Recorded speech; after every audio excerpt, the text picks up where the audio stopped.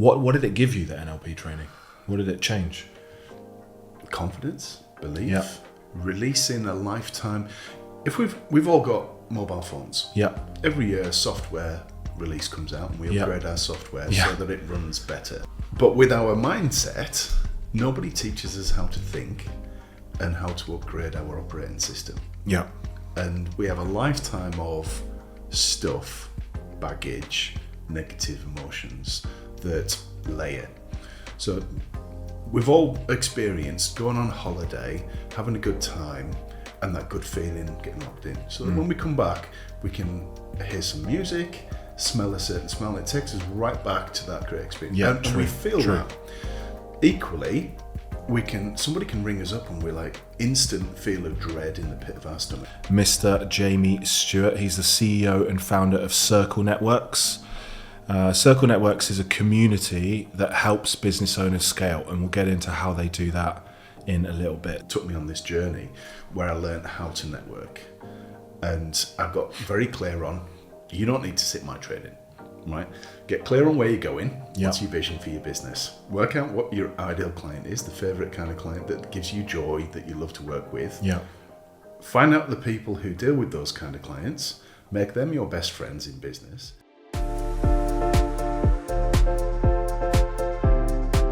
Hello and welcome to Founder Stories, the podcast for small business owners. I'm your host, Simon Kalu, and I created this show not only to motivate and inspire, but to give you actionable strategies to take back into your business, shortcutting your route to success. Each week, I'll sit down with real and relatable business owners, uncovering how they've created a business that gives them freedom, creates impact, and makes money. So let's get started. Welcome back to season 2 of Founder Stories. We're back with a bang. This is episode 2. As always, we're bringing you relatable, inspirational business owners. Today, we have a very special guest who's driven all the way to be here in person, Mr. Jamie Stewart. He's the CEO and founder of Circle Networks. Circle Networks is a community that helps business owners scale, and we'll get into how they do that in a little bit. So welcome to the podcast. Thanks for having me. Just a bit about Founder Stories. For those of you that have already listened, you already know this. But for those of you that haven't, Founder Stories is about helping entrepreneurs and business owners with more real life actionable advice, strategies, tips, and stories to inspire. So I love podcasts like Diary of a CEO. Actually, for me, it's gone back to where it used to be now, having more sort of business entrepreneurial people on. But if I'm listening to, as I was this week, the CEO of Netflix, great, inspirational, a few bits I can take away, but not necessarily that practical for an entrepreneur running a business, somewhere between 0 and maybe 5 mil turnover, let's say. What I want this podcast to be is that you can go away super pumped, excited, ready to work, but you've actually got some strategies to take away from the podcast as well. So hopefully today we can share your story, some lessons, some of the things that you've maybe found tough, some things that you think viewers or listeners can gain insights and wins that you've had. And I'm particularly interested in discussing actually your views on physical collaboration versus purely digital business growth methods, which I think is a really interesting one now. We had this chat in the kitchen over coffee. People went straight away to digital when COVID came. Now they're starting to realize that human beings need physical connection, and you can form relationships much more quickly and build trust much more quickly, I believe, with physical collaboration. So it'd be really interesting to get your views on that. So let's start with you. If we can, what I like to do is start with what your business does so people have context and what you're doing now to help people, and then we'll circle back and tell your founder story of how you got there. So tell me about your business. What does it do? Who do you help? And then we'll go from there. Okay, so the business is Circle Networks, and we help people grow their business. We do that through the power of collaboration. And I think, strictly speaking, we're a networking business. And most people have been networking at some point. They network naturally, whether that's on LinkedIn or with colleagues or clients, Yeah. people we went to school with. We've all got networks, but most people don't have a strategy. Okay. And so we are online networking, but we run some in-person events. So we've got an annual conference and we do some meetups. Okay. So we're not strictly hybrid by the true sense of it, in that our networking is purely online, but then people will meet up for doing things together. But you don't have to do that every week. And you help them with the strategy side of actually how to get the most out of their network. Yeah, most people just... For me, when I first got into networking, Yeah. didn't want to do it. So Yeah. we don't. I used to get up at 4 a.m. and go to BNI in central London when I first started my business. Yeah. And then when I had my first senior hire, the first thing I did was say, okay, you're going to BNI now. Yeah. You know, have the fried breakfast, stand up for 60 seconds, do your thing. Don't get me wrong, I got 2 or 3 clients from that are still client. I can think of one in particular, still a client now 13 years later. So it can work, you know, to a certain degree, but not that effective. So that was my experience of it. When I first started self-employment, I wanted to take the kids to school and be around, because I used to leave at 6 a.m, get in at 7 at night, and I missed out on too much. So I wanted something that worked in my terms. Breakfast networking, I had the perfect excuse not to do it because it didn't meet my values. Yeah. Fast forward a little bit, I went along to BNI, got involved, joined. And I went on a journey, and like most people, someone will say, oh, you need new clients. Go networking. Come to my networking group. Yeah. Go along, you like it, you join. And that's probably where most people stop, the learning part. But there's a strategy to it. It's just like social media is really easy, isn't it? You just post on LinkedIn and you get clients. Yeah. We've all tried that. It doesn't Yeah. work. Yeah. You can post as much as you like. But if there isn't a thought, I think it's really interesting as a conversation, and this will be the premise for the podcast. It's even with content, you now have people coming back and saying, if you just follow the algorithm and just follow the coaches, you end up looking the same as everyone else. Yeah. And you don't look authentic because the content that you're posting just constantly changes. So last year you were doing 2-minute reel videos on education. Now you're doing 4-second looped dancing videos with a really detailed, long written description. You know what I'm talking about? To get view count. Yeah. But if you just consistently create authentic content, along with a strategy overlaid alongside that, which I guess you're giving people, to me, I think that's the best solution. What do you think? Oh, without a doubt. You've got to give value to people. Our strapline in the business is friendship fuels business. Okay. Yeah. No. Yeah. And I said, with networking, we're building a network. You're in the world of business dating. So in our personal lives, you don't go on one date and get married, generally. I did get engaged within 2 weeks, though, to be fair. Another story for another day. Okay. Yeah. But most But people... no, I agree with you. 100%. You go on a number of dates, Yeah. start to get to know people, find out if they're the right fit for you. Sometimes it doesn't work out and you've got to start again. And it's the same with building a network. Yeah. You've got to meet people multiple times. And I was that person that used to have lots of one-off meetings with people. Oh, Yeah. we should get together and have a one-to-one. And you do that and nothing ever comes from it. Yeah, and they used to make you do that at BNI as well, like make sure you have a certain number of one-to-ones. Yeah. But they didn't tell you what the strategy was after that, the follow-up. Okay. All right, before we get into that then, because that's enough to kind of whet people's appetite, because I definitely think that people want to get back to building relationships. I definitely think, like, for me, I did what you did and I ring-fenced my time with my family and I sacrificed friendships. So for me, getting back to actually doing the podcast, meeting you, meeting other people, then staying in touch afterwards allows me to have friends through business and connect the two. How did you get started in this? Like, before Circle Networks, what were you doing? And what made you have that spark to go and start your own business versus being employed? So I've always been that person that's got to know lots of different people. So originally I'm from the Lake District, and my first job that started when I was 14, I worked in a builder's yard. Okay. And my plan was, I'm going to get to know all these tradespeople because I want to build my own house at some point. Yeah. So I serviced the hell out of them. I really looked after these people.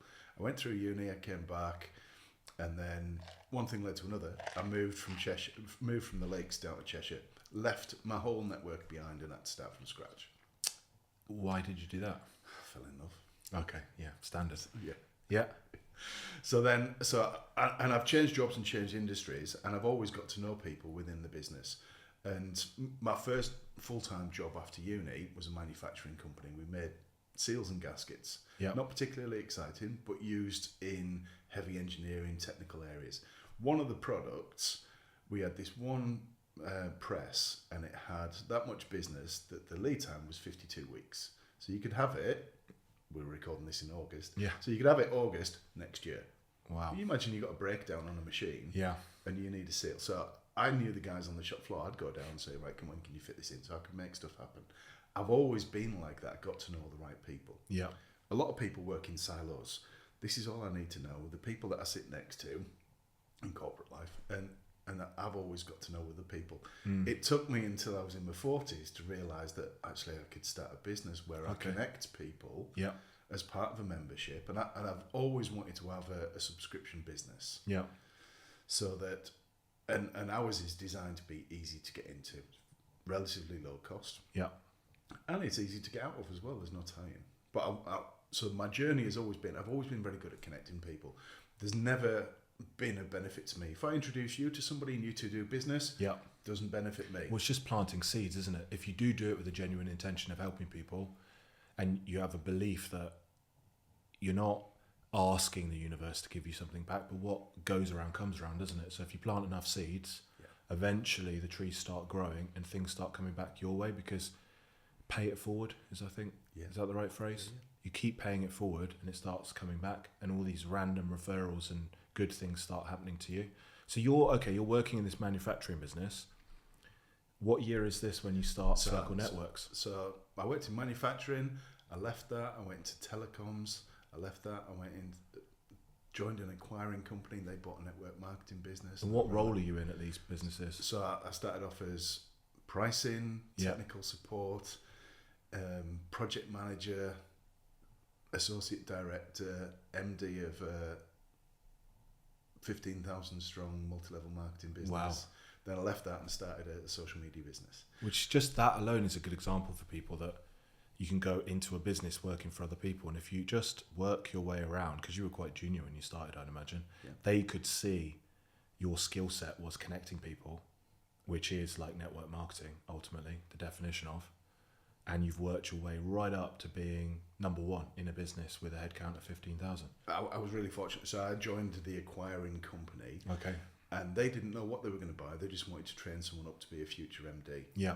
So I shadowed the chief exec of this £500 million business, and then we had the opportunity to buy a business out of administration. So it went into admin on a Friday night. Yeah. Friday, October the 13th, 2006, it went into administration. We bought it that day, and they made me, at 33 years old, managing director of this £75 million Do business. you know what's so interesting? I have people on and I ask this question usually later in the podcast. Do you think that it's natural talent or hard work that open the doors for you? And there's always a combination of the luck throughout, but they've almost made their own luck because they've got this attitude of they want to work hard, they want to do better, they've got an open mindset, so they're not like the book The Secret and you're manifesting things, but things come along, luck if you like, because you're so open to it. And you're putting yourself in a position that those things will happen. But everyone, I haven't had anyone sit down for the podcast yet that hasn't had a bit of luck along the way. We create our luck. Yeah. You can't sit at home and wait for it to happen. Yeah. You've got, and I think one of the things that I've always done naturally is have conversations with people. Yeah.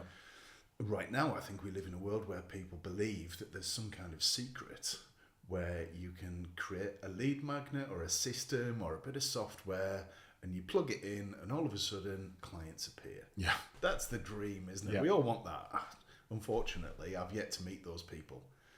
What generally happens is you've got something in place that leads to the point where you have a conversation with somebody. Now, I believe with networking, you can speed that up. So, for example, if your kind of clients and my kind of clients and vice versa, when you're speaking to somebody on a daily basis, you don't have to go out of your way. You just go, would networking help you? Let me introduce you to Jamie, and here's what he does. Yeah. And likewise, if I'm speaking to somebody about growing their business and I'm asking them about the numbers and the detail and the support that they've got, and they don't have that in place, and I know an example of a client of yours, and I tell that story, they're going to want to speak to you. Yeah.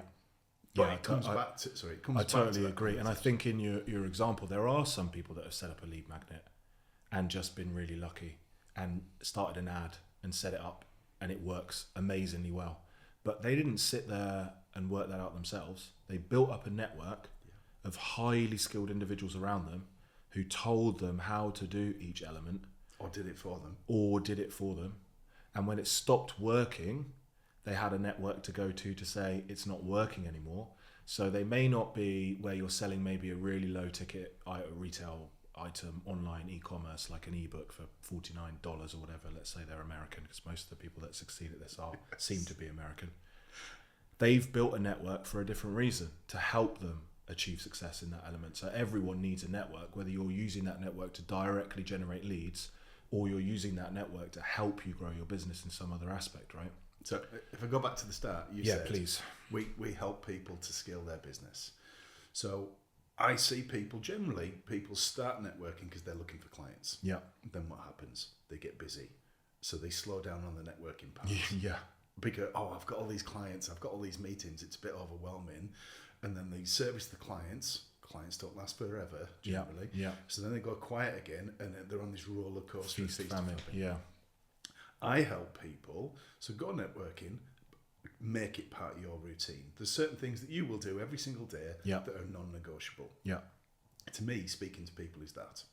Now, it might be that you're networking for clients to begin with, but as you're networking and building your network, you'll meet people who offer growth support. Yeah. You'll meet somebody that can do podcast editing, video editing, social media management. You can't just find these people the day that you want them. You've got to start bookmarking these people or putting them in your back pocket for the times that you are looking for people. Yeah. And that's what I think a lot of people miss out on building their network with, that it's very transactional. Someone said to me this week, my clients don't go networking. Yeah. I'm like, you're missing a trick here. Yeah. Because everybody knows somebody. And it's not. I think sometimes people think of networking. We will get back to your founder story in a sec, but it's quite nice this. I love this, the way this podcast becomes conversational and it just goes all over the place. It's super useful because those are the bits that hopefully if you're watching or listening you can extract, because these are the actionable strategies. Networking is not just for, how I used to see it, a one-man band, sub 100k turnover business, and then once you get over 100k, people seem to think, okay, but we don't do that physical networking anymore because that's for Joe Bloggs, the plumber down the road. You need a good example is I've got an e-commerce client that did 2 mil in the first year, 8 mil in the second year, and they're probably going to do 40 mil this year. Really, really super talented young couple entrepreneurs.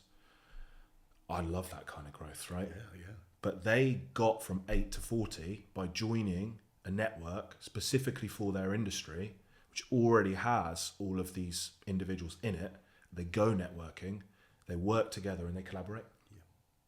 Collaboration was something we spoke about, versus the word networking. And without that, if they were on their own, they would still be, I'm almost certain they'd still be stuck at sub 1 mil. But they realized very early. They also signed up to Tony Robbins' Platinum Partnership, which is another example of collaboration on a different kind of level. You get to go to all of his events through the year. Within the Platinum Partners, you sit in a slightly separate area with people who've obviously paid to be in that area, and you're networking with individuals that are operating at a similar kind of mindset to you.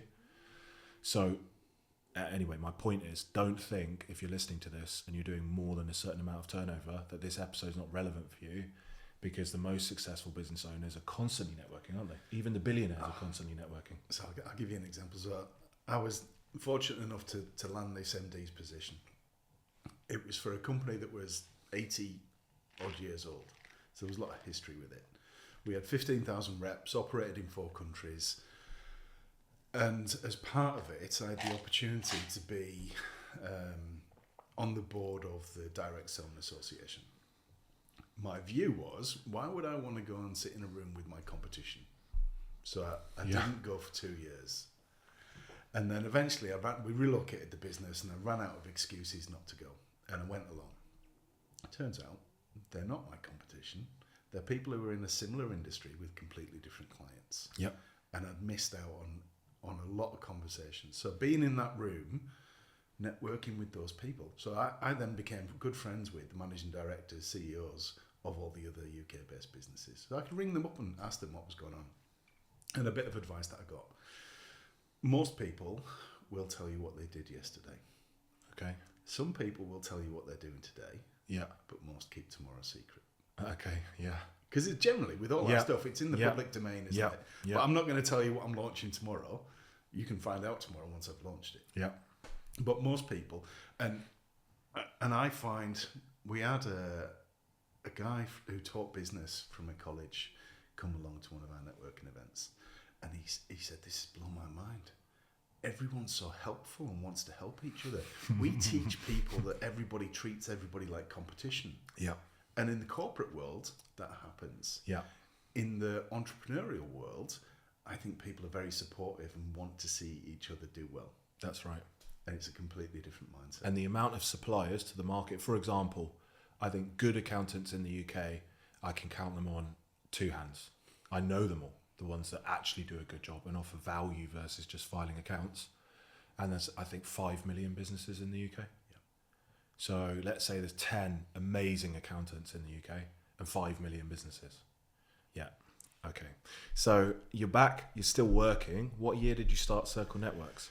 So I started Circle Networks I had the idea August 2020. Okay, so it's relatively new. Yeah. You've got kids at this point, a wife, a mortgage, all of these things. What gave you the confidence? Had a really interesting conversation after the podcast, unfortunately, and we didn't get it on yesterday's podcast, about the fact that I was fortunate because my wife was a dentist. She's retired now. So she was on 100 grand a year. So I was able to quit my accountancy job at Thomas Kirk and live off her salary. And I think I turned over 25k in the first year, just doing friends and family and learning how to be an accountant, because I was in group finance. I didn't understand what a VAT return was at that point. I mean, I do now for anyone listening. And he also kept working in his previous job. So he had that income coming in. And his point was, because he's a creative, you make different decisions when you don't have to earn money to pay the bills when you start your business. And he would advise everyone, keep your earning going if you can, just enough to pay your bills, because the decisions you make at the early stage will shape the business, and the business should be designed for you, not against you. So what was your situation? Well, interesting you say married with kids at that point and a mortgage. October 2019, me and my wife decided it was time to call it a day. Okay, how long had you been together? 20 years. Okay.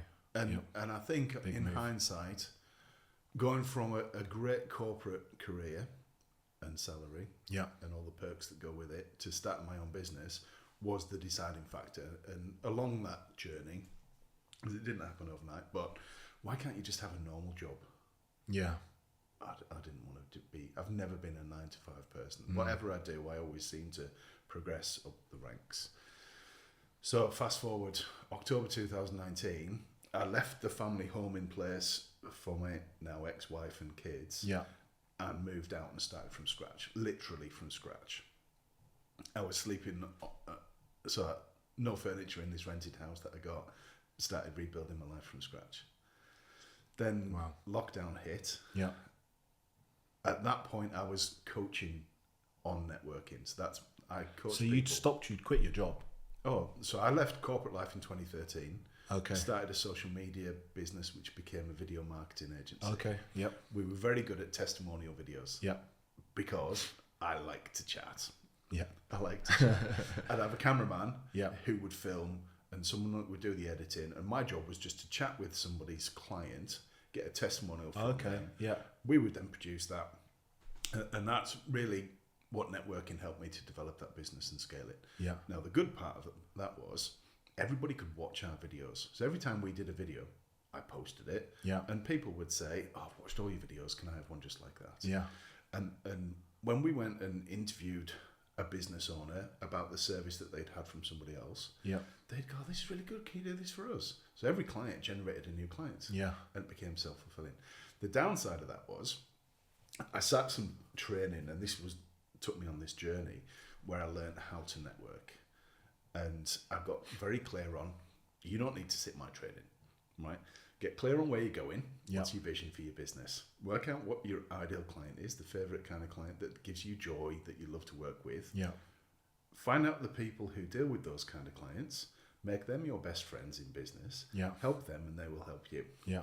That's it. That's what I learned to do. And I went from a typical client being worth $3,500 a year for video work to winning a $45,000 client within 3 months. Wow.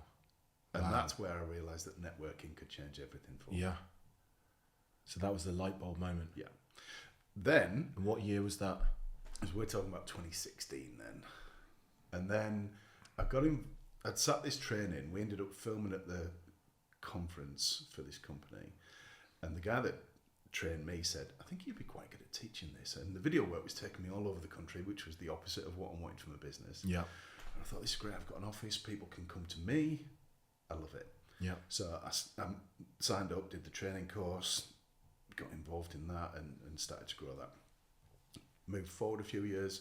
I really enjoyed that more than anything else because the results that people got. But I found that some people would sit the training, have the knowledge, but not implement it. Okay. And I found that really frustrating. I'm like, you know what to do, you're good at what you do, what's holding you back? So sorry to interrupt you, was that they'd sit the training, they'd pay for the training, Yeah. they'd therefore have the knowledge, but then they were like on their own, so it's almost like an online course they were doing? Or were they then part of the community at that point? I used to run it as like an in-person training. Yeah. One day per fortnight for 4 sessions. Yeah. And then so we'd take them through it, they'd implement stuff, but then at the end of it, they'd either just stop or they wouldn't have done some of the stuff next week, tomorrow, all that kind of stuff. Yeah. I'm like, you're holding yourself back in some way. And a friend of mine said, I think you should sit this NLP training course.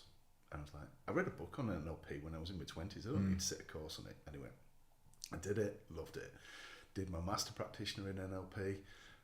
And as learning to become a coach in that, I took the handbrakes off me. And I doubled my business in 3 months. Wow.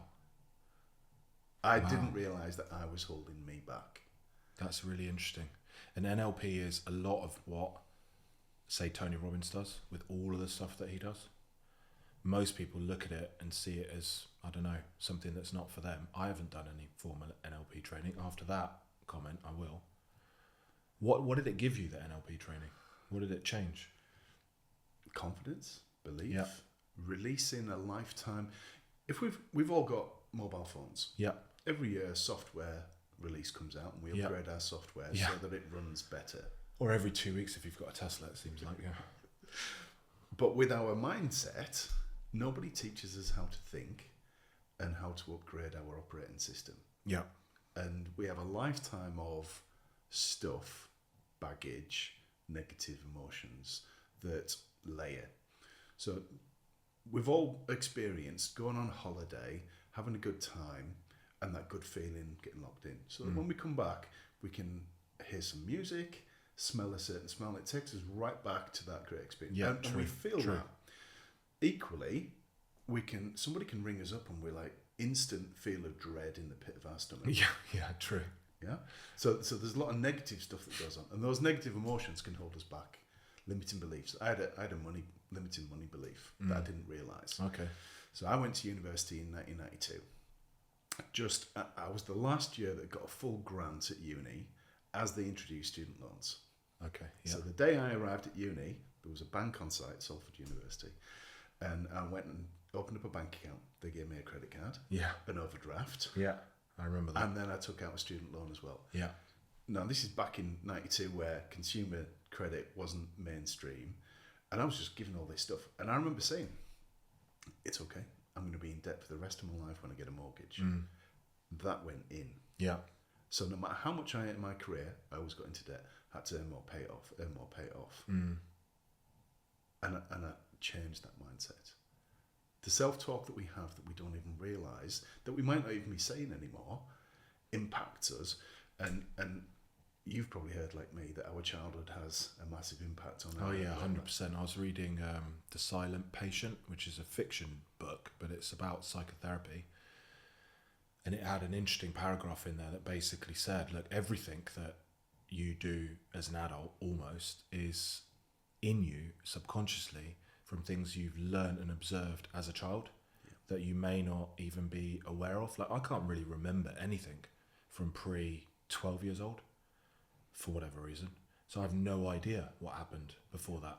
But the stuff that I do now, and it actually really resonates with me, because I'll have great days at work, personally, feeling happy, feeling good. And then I'll try and reverse through that and understand why. Because equally, I could have a day the next day where I'm not productive, I'm task shifting, I've got that dread about something and I'm not feeling good. So NLP, I guess, helps you understand a bit more about why you're having those good days and bad days. And It's neuro-linguistic programming, right? it is, yeah, it is. And there's another part that I set as well called timeline therapy. Never in my life did I think that I would have therapy. Yeah. It's not therapy, but that's what it's called. Or be involved in helping people with it. And that to me has been one of the most, it's like rebooting the computer. Yeah, when you've got a problem with it, turn it off and back on again. And most people reboot their computer by either drinking, taking drugs, going on holiday and drinking loads, or just burying their head in the sands. Yeah. And so I found by going through this process that I just started getting more done. Yeah. I stopped procrastinating. So that business is now really starting to scale. So as we were approaching lockdown, the coaching side of the business really started to grow for me. And I was involved in a franchise at the time, and my plan was, we're just going to make this massive franchise. Then lockdown hit, and the world changed. Networking changed. I was in BNI at the time. And were you doing in-person coaching? I was doing a mixture of in-person. Yeah. January 2020, I decided to take it all online. And that's one-to-one, you helping people using the stuff that you've learned through the NLP and the timeline. Yeah. And were you still doing the video testimonial stuff at that time? Yes, but then that stopped the day of lockdown. Okay, got it. And I guess you've met so many people doing that you can offer your coaching. I also have this, and that generates leads, and that's how you built the coaching business. So, because I'm teaching people about building their network, it's a word of mouth business. I am a product of my own system. Yeah. So I teach people how to build relationships. I build relationships with people. I help them. Reciprocity kicks in. Yeah. They help me back. Yeah, got it. And it was interesting listening to one of your episodes, and you talked about how people can have a business that gets referrals, but it can be like feast and famine because they're doing it unconsciously. They don't understand what's generating the referrals. Yeah. I help people to get consistent referrals. Okay. That would be nice. Yeah. What's interesting is, so let me finish that story. So lockdown hit. I'd already decided to take my coaching online. The video work stopped that day. Fortunately, I was coaching. So the coaching stuff started to replace the video work. Yeah. It gave me an amazing opportunity just to stop doing videos. Yeah. And focus completely on coaching. Yeah. So the coaching then formed the basis of my income for the next 18 months, 2 years. Okay. As I started to build the networking business. Yeah. So I did 4 months of online BNI and realised that it just didn't work for me. Yeah. One big Zoom room with everybody on mute, waiting for their turn to do their pitch. I thought there's a better way of doing this, and so I quit. And a friend of mine, Greg, said, why don't you start your own networking group? So the plan was originally, I'm just going to start one networking group to generate leads for my coaching. And would that have been, which is my question about the effectiveness of BNI for businesses that have a reach. So for example, our ideal client lives in the UK, but also could live anywhere around the world. Forget the round of world stuff, even just look at the rest of the UK. When I networked in BNI, it was all about, can we pick up clients within W1, which is where the office is. It's within 30 minutes, isn't it? Yeah. So how do you create a networking or collaboration community that helps businesses that have a wider reach? And can you do that? Yeah. So a friend of mine, when I first started my business, because I'd come from direct sales, network marketing, I initially targeted direct selling companies to offer social media services for. Got involved with this company called Enyo, and the bulk of their clients, their distributors, were up in Aberdeen. So they used to hold a conference up there anyway. So I got to know some people up there. Yeah. Stayed in touch with this woman called Mel Foley. And then 2 years ago, I saw that she'd started a print and embroidery business. Like I wear today. Yeah, She perfect. made this for me. Yeah. And she only had local clients. She used to network locally, only had local clients. Yeah. I said, come and try us. She's now got clients across the country. Whilst she manufactures them herself in Scotland, she can ship them anywhere. Yeah, exactly. So she's a nice person. She's good at How what does she do that then? So your meetups are in person. Presumably they're in a central location and people travel to those. All our events are online. Oh, okay. So all our events online. So we use Zoom for that, but we put people into small breakout rooms so you're having conversations with 2 or 3 people. Ah, got it. Yeah, it's totally different to BNI. Like I'm in a mastermind with other accountants. Now I couldn't find, it sounds really arrogant, but I couldn't find, and I've been through so many, a networking group / mastermind. So mine is like a hybrid of, we get taught how to run our business better by our coach who runs the whole thing. He's got 8 groups of 8 all around the world. Basically, he was in business for 30 years, done really, really well, built up a knowledge about how an accountancy firm should be. He wrote a book called The Perfect Firm, a guy called Rob Nixon. And he picked 8 of these around the 8 top golf courses in the world because he just loves to play golf. Why not? So it's remote, in person. So 3 times a year there's an in person. But there are no groups in the UK because he came to the UK, tried to get 8 accountancy firms together that had the right mindset, the right skill set, and he couldn't find 8 in the whole of the UK. Couldn't believe it. You can't write it, can you? And when he did run it, he ran it for a year. We were the ones that constantly stood up and offered value to the other accountants because we were so progressive compared to them. So to get around that, we joined a group of his in the US. So we do remote, and they're from all over the US, which makes no difference to me because we're talking about how to run a business effectively. Yeah. We're not doing that group to pick up clients. We're doing it to learn best practice. And then we get to go to America 3 times a year, which is fine as well, which is quite nice. I'm going to Aspen, Colorado next month, which is cool. So I love the fact that, which is different, I guess, but the similarity is BNI is very traditional. I'm not sure if it still operates like that or they've tried to transition, but the model is localized. The same goes for my understanding of SEO, which is a totally different thing. Why would I look to locally optimize SEO when I want to pick up clients from the whole of the UK?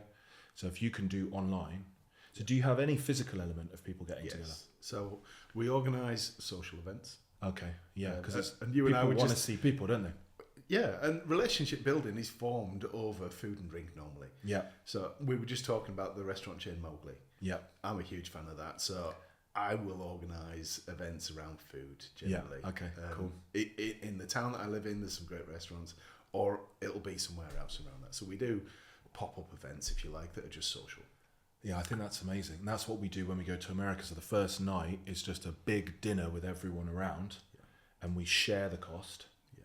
And that's where breaking bread, whether you're drinking or not drinking, you make some real connections in a different way. Because people just relax then, don't they? Yeah. And it's not about business.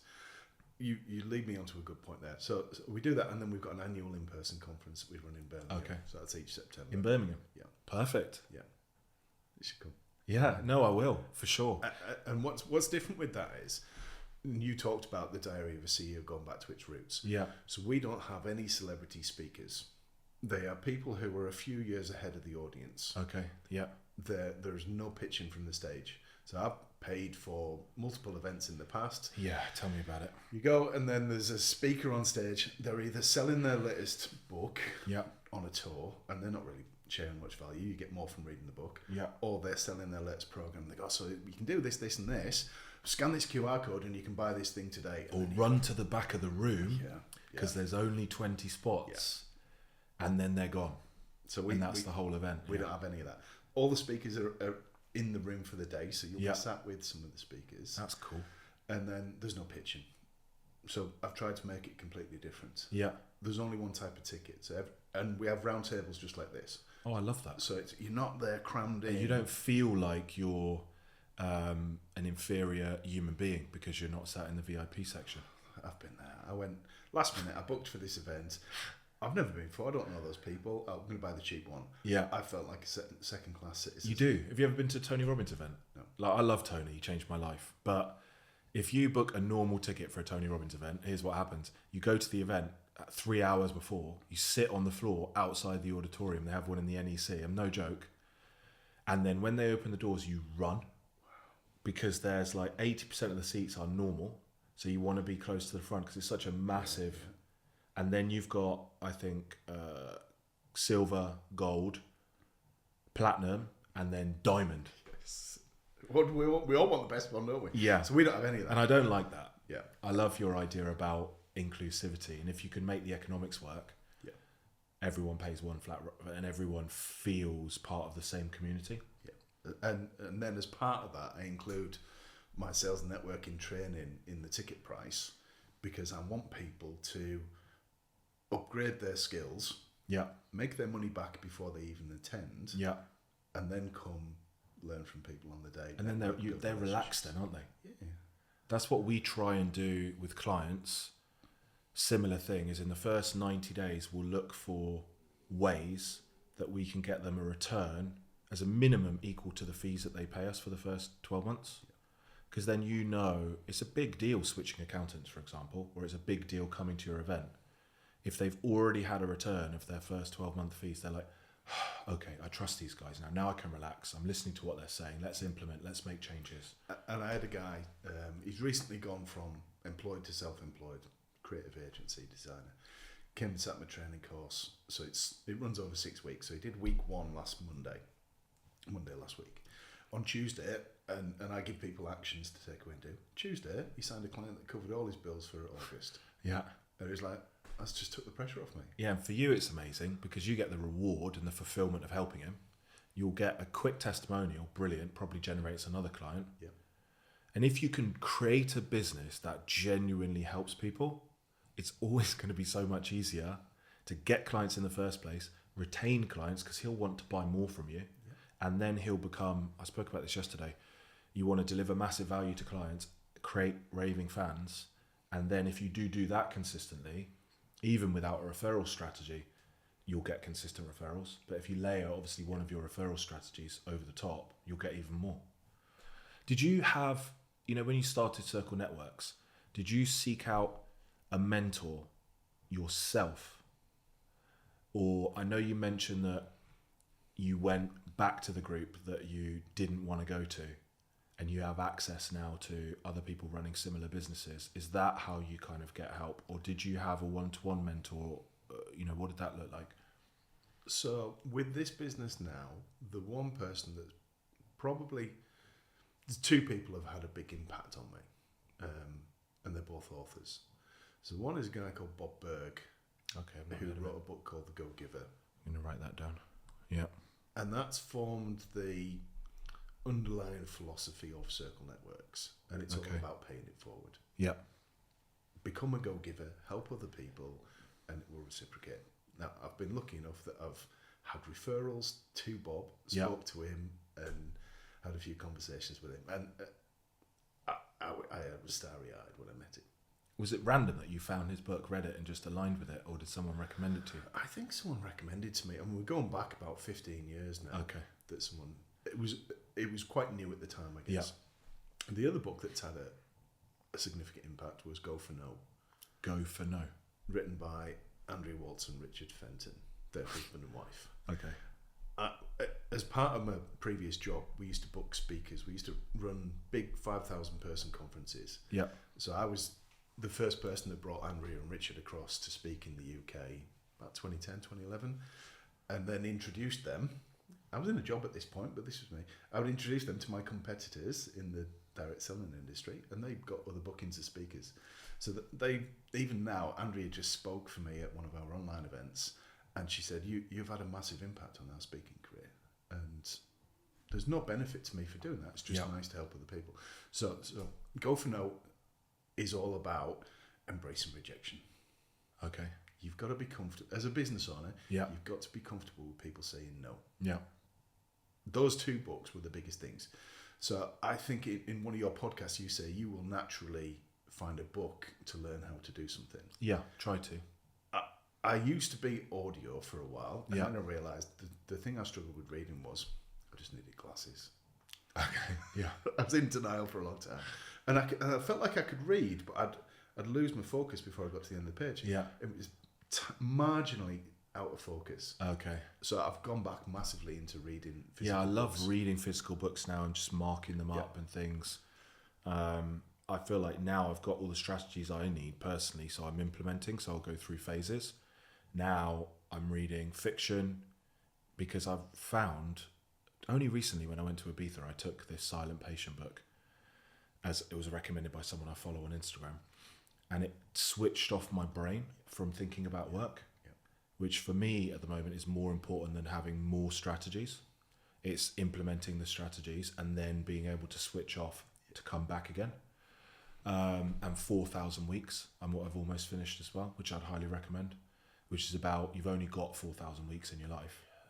So stop trying to follow the latest, which I was all about following, like the Tony Robbins time of your life, RPM management, diary system, this diary for this diary for that, follow this, get more done by whoever, and all these strategies. It's all about making the best use of your time, not getting the most out of your time.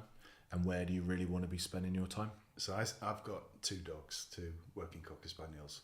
That helps me to switch off. I used to listen to audiobooks, and then I realised I wasn't in the moment.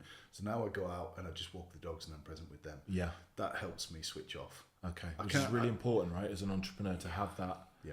Like one of my questions was going to be, but we may as well link into it now. What's your routine now to have that balance? So when you're at work, you've got focus and drive, but you're able to recharge your batteries. Like what does a typical day look like? How much do you work in terms of hours? Because there's something I've been thinking about recently, in that actually the higher you get up in your business, the less you should work. So you can keep thinking big and having the energy to think big rather than getting dragged into the day-to-day. So I'll answer that in a second. To go back to 2020, I worked all the way through it. So the lockdown that we had, where there was this amazing weather outside, I didn't see any of it. I was just on Zoom. I was just on Zoom, and I built the coaching business up, and largely I would run some group programs, but largely it's one-on-one. It's very draining. Yeah. And alongside that, I was building circle networks up. I hit a tipping point early last year, where I could reduce the coaching and concentrate more on building the business now. Yeah. So that's the point that I've got to. So I only have a handful of one-on-one clients now. Okay. And you still do that presumably because you enjoy it? I love it. Yeah. I love it. And I love the results that people get. And I can put more into people now because I've got fewer people. But you're right. You've got to maintain that income to allow you to build your future business. And there are phases, right? That was your startup phase where you were like a baby, an infant, which is where you do need to put hours in, because actually you're the one that needs to do everything. You're wearing all the hats. Yeah. It's not like you can turn around and go, I'm only going to work 3 hours a day or 2 hours a day, because there's just beep that needs to get done. But to answer your other question now, I use a calendar booking system like everybody, but nobody can book a call with me on a Friday. Okay. So I keep Fridays clear now. Yeah. In my head, my plan is that I go and walk the dogs on Fridays. Yeah. The weather is never nice on Fridays. Yeah. Not in my world. And I'm not a fair weather walker. The dogs need to go out twice a day, but it's much more enjoyable when the weather's at least dry. Yeah. So Monday to Thursday, I probably start on LinkedIn about 7:30 in the morning. Okay. Yeah. I'll get my first bit out, then I'll go and walk the dogs after that now. Yeah. Because I like to walk them during the day. I used to be that person that would walk them in the dark in the morning, work all day, walk them in the dark at night. That's no fun, that. So I do it on my terms now. Yeah. And I'm quite happy to work up until 6 or 7. Yeah. It varies. Depends on what me and Lou have got going on at Your night. partner. Yeah. But Friday, Saturday, Sunday, I'm still available. I still Yeah. interact with people. Last Saturday, I had a call with somebody. Craig's based in Chester. Imran's over in Pakistan. Yeah. It suited us both to have a call on Saturday. Yeah. So I will do that. It's not a hard and fast rule that I only work these days. There's give and take. Yeah. Now, the other bit that I talk to people about is having more perfect days. Because you're right, we have only got, and this hit home to me, Lou's parents are in their mid to late 70s, and a couple of years ago, they said, I think that was our last activity holiday. They'd been on a Greek flotilla sailing holiday. Yeah. And I was like, wow, so if I'm coming up for 50, and by the time I'm getting to 75, that's going to be my last, I've got 25 years of holidays. Now, if you only go away once a year, you've only got 25 holidays left. Yeah. That was a wake-up call for me. And one of the things I talk to people about, not waiting for, we're in August now, a lot of people will be going, next year we'll have a big holiday in the summer. That's a whole year of your life wasted. Yeah. A perfect day for me, and when I really broke it down, it's, my kids are getting a bit older now, so they're pretty independent. So it's me and Lou getting up, having breakfast, going off and walking the dog somewhere where they can be off the lead and running free. Yeah. Whether that's a beach or up a mountain.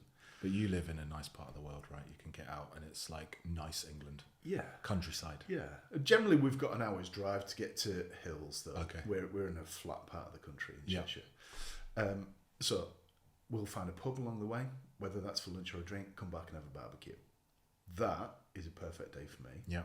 I don't need to be waiting for anything else to happen other than me and Lou have got nothing on. Yeah. And even if it's not the best weather, we can go off and have an adventure. Yeah. Most people I find are waiting for tomorrow. True. And life will just pass you by. At that Yeah. point. When this happens, I'll do this. When When my this next happens, clients, I'll do this. Yeah. When I hit this profit, I'll start taking more than one holiday a year. And I speak to a lot of people. They just win a big client. How are you going to reward yourself? What? Yeah. What? I'm not. I'm going to move on to the next one. Well, I've forgotten about it already. Yeah, what do you yeah. mean? What do you mean reward myself? So they don't. And I talk to people a lot about what is it that you want, not what do you need. What is it that you want? It's okay to want stuff. I think as kids we're told not to want, but want is what drives us forward. And it's okay to want something, and you don't have to explain it to anybody else. If you want to have £10,000 in the bank, or be a millionaire, or have a big house, or have 10 holidays, or whatever, that's up to you. You don't need to justify that to anybody. Yeah. But it should be part of your vision, the thing that lights you up each day, that gets you out of bed, so that I love what I do. I don't feel like I work. Yeah. I don't think that you do either. No, I love what I do. And there are some days where I'll get up and I'll start work at 6 and I might still be working at 9. This week I've got 2 calls as part of my mastermind, which are 10 p.m. till 12 p.m. because it's US time. But I know I'm reconnecting with people and the value that I'm going to get. So I'm happy to do it. It's not like, oh God, I've got to do it. It's 10 o'clock at night. Yeah. Last month I helped as a friend of mine. She's got a networking business in Australia. There's a reason why I don't know many people in Australia, because the time zone is a killer. And I helped her out. I managed all the breakout rooms for her on Zoom. Yeah. It just made it so easy for her. She could just relax on talking. Now, did it benefit me? No. But it made her life easier. And I did a lot to build that relationship. Yeah, and I think I'm definitely going to read that book, or both of them, but the second one, Go for No, and about paying it forward. I think there's so much to unpack there. First, it's paying it forward and doing good without necessarily, even if you're busy, without necessarily wanting something in return and being transactional. Second is, and I'm sure you run this through with people that are part of Circle Networks and or the people that you're coaching. I haven't done it for a while actually, but usually I'll get a journal, and in the front of the journal, which I follow from my coach, writing out your vision. Short term, long term, medium term. Whether we work in 4-month sprints, 3 through the year, or quarterly sprints. Most people just work. Yes. They just get on the hamster wheel and they just work. So we teach our clients, okay, well, let's work in quarters, work for a quarter, review your progress on these. You're only allowed 3 on the business projects.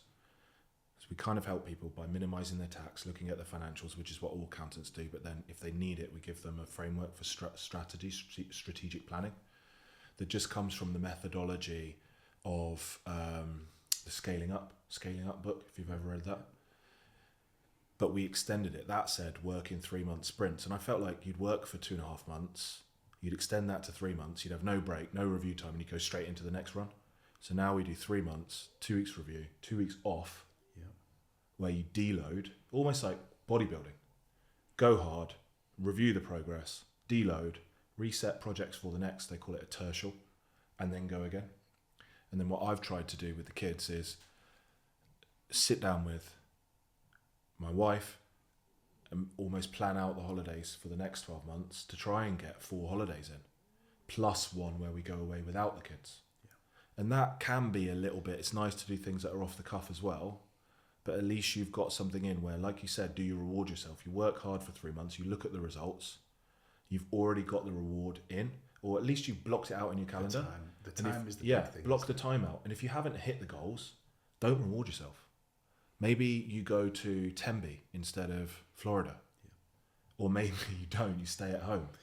But you've got some time off blocked in to sort of decompress. And it's hard when you're growing a business and you hear people talking about you need to go on holiday and you find that you have your best holidays, your ideas while you're on holiday. 100%. But then as you're scaling your business, I haven't got the money for that. It doesn't. With the beauty of Airbnb now, you can pick up some great deals. Yeah. And if you're self-catering, it doesn't have to be expensive. You can have, No. But it's just being out of your normal environment. Yeah. When I first started my business, the first thing I did was rent an office. Okay. Yeah. So I've had 2 or 3 offices along the way. I absolutely love working from home now. And my plan is probably counter to what most people will do. I don't want to have any employees. I want to grow my business to be global, and we're in that direction now, without any employees for as long as possible, without an office. Yeah. The street that I live in, I live right in the centre of town. At the end of it, there's a NatWest bank that shut down recently, a couple of years ago, and I was like, when I first moved in, I thought, NatWest are going to shut at some point. That would be a great head office.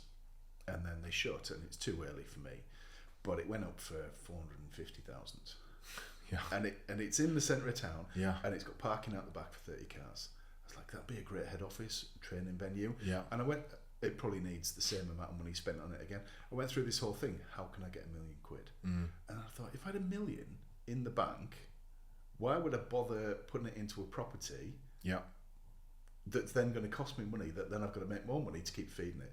I just keep the $1 million. So I went through this whole thing, and that made me realise that I'm building a global business. If I set up an office in the UK, that's not going to benefit our guys in Dubai or South Africa. Yeah. I don't need an office. I can rent places where... Yeah, we did the same thing. We had a central London office in Soho. We realised that, first of all, it meant that we could only recruit from London. Yeah. We have to pay people more.